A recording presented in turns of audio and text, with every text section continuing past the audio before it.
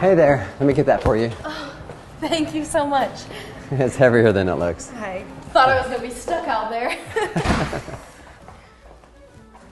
Welcome to the Grand Lux Hotel. What can I help you with today? I'd like to get a room for the night. I'll need one that's wheelchair accessible. I didn't make a reservation though. I'm hoping you're not fully booked. No problem. Let me just check and see what we have here. Okay, so here's the situation. We do have one room available tonight, but it's not one of our wheelchair accessible rooms. I'm really sorry about that.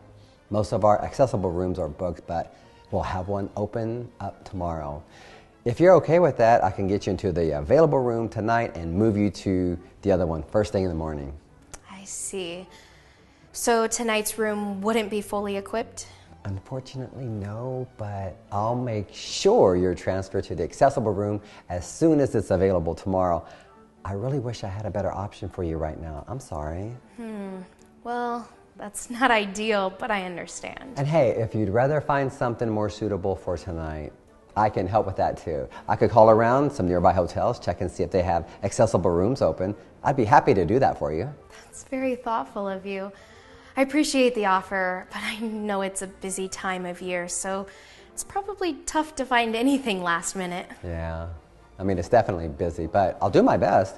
We want to make sure that you're comfortable wherever you end up staying. You're really going above and beyond, Jack. Not every hotel would offer to call around like that. Well, it's part of the job, but most importantly, it's just about doing what's right, you know? If I can help, I'm going to help. I can see that. Thank you, really. Could I possibly see the room you have today, just to see if I could manage? I would love to save a trip if possible. Okay.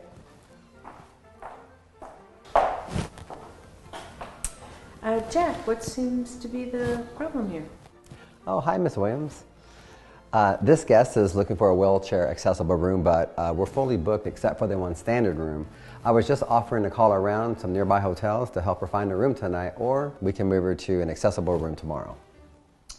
We don't have any rooms available, Jack. We're fully booked. You should know that by now. But we do have one room available, and if we could... That room isn't suitable for her. We can't put her in a room that's not fully accessible. She'll just have to find another place to stay. I appreciate the concern, but I think I can manage in a standard room just for one night. No. It's too much hassle. We're not taking any risks. It's not our problem if she didn't plan ahead and make a reservation. I promise I'm more than okay with taking the standard room just for the night, if it works. And I'll just switch to the accessible room tomorrow. No worries. Well, ma'am, I run this hotel, and I know exactly what we have, and I'm telling you, we don't have any suitable rooms for someone like you. I suggest you try another hotel. Maybe we could still call another hotel to see if they have something more accessible for tonight. I'm happy to do that for her. Jack, enough. I said no. We're done here. This guest is not our responsibility.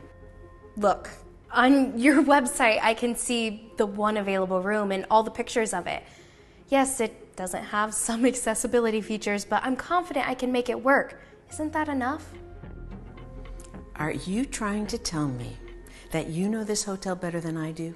The manager? Yeah, I don't think so. I'm telling you, that room won't work. Even if it did, we don't want you here. Honestly, you're ruining the atmosphere in here just from the few minutes you spent wheeling around in the lobby. I see how things are.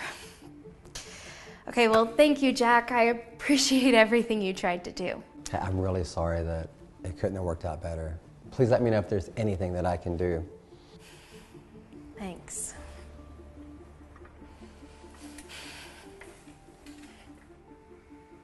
You need to learn how to follow orders, Jack. It's not your job to bend over backward for every single guest, especially not ones who didn't bother to plan ahead. We're not here to accommodate everyone, you understand? Yes, Miss Williams. And honestly, how dare you question my authority? You think other guests are going to want to see some person in a wheelchair wheeling around in here? You have a standard to uphold and you're on thin ice, Jack. You get that? Yes, Miss Williams. Good. Now get back to work.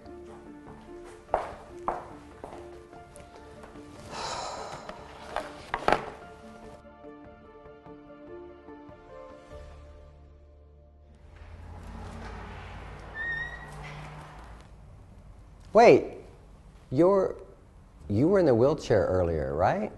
How are you? It's a long story, Jack, but yes, that was me. Can you call Mrs. Williams for me? I need to speak with her. Yeah, sure, just give me a second. Miss Williams, could you please come to the lobby? There's a guest here who needs to speak with you.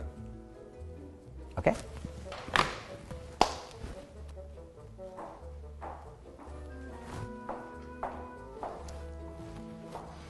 You again? Wait, weren't you just... In a wheelchair? Yes. But that was just part of the test. Test? What are you talking about? Let me introduce myself properly. My name is Claire Wright. I am the CEO of this hotel chain. I came here today undercover to observe how my staff handles guests, particularly guests with special needs. You know, it's easy to put on a show when everything's going smoothly, but the real test comes in when something unexpected happens. I didn't realize, Miss Wright. I mean, if I had known... That's the point. You weren't supposed to know, and I've seen exactly what I needed to see. Ms. Wright, I can explain everything. I was just trying to maintain order. We're a very busy hotel, and we have certain standards to uphold. And Order? Is that what you call what I saw earlier today?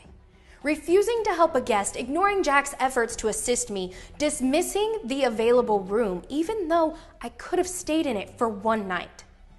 That's not order. That's poor management, Mrs. Williams. I didn't mean it like that. I was just thinking about what was best for the hotel, for our reputation. We can't always accommodate every single guest who comes through here, especially without a reservation.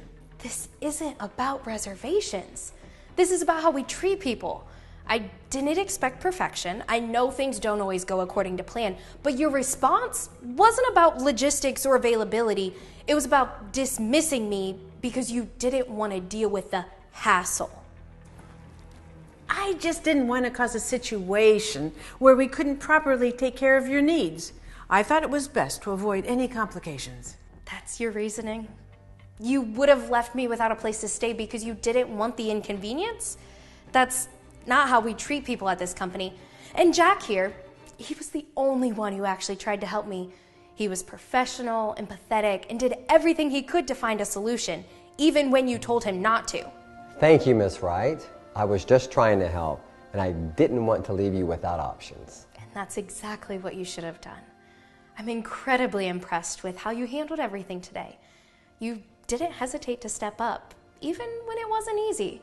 You went out of your way to make sure I felt welcome, even when Mrs. Williams was making it very difficult.